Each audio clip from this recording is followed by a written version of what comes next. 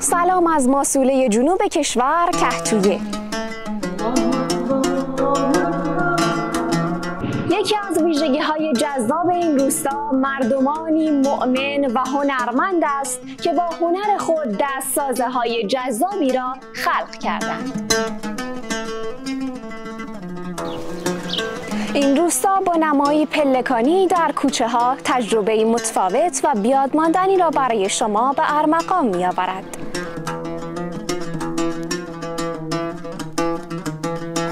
جالبتر از همه آب انبارهای فراوانی است که از گذشته تا کنون آب شرب مردم روستا را به سبب بارندگی تأمین می‌کردند.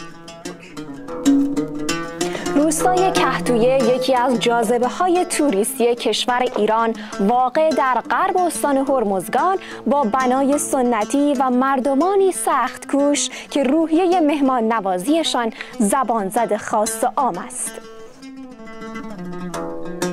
یکی از ویژگی‌های جذاب این روستا کباب محلی خوشمزه آن است که توریست‌ها و گردشگران زیادی را به خود جذب کرده است.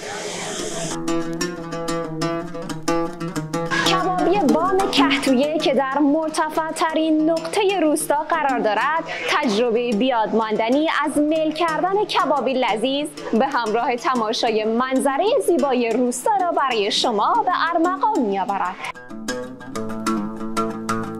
این مجموعه تفریحی و کبابی با تنوع غذایی بالا مطابق با انواع ذائقه‌ها آماده پذیرایی از شما میهمانان عزیز میباشد.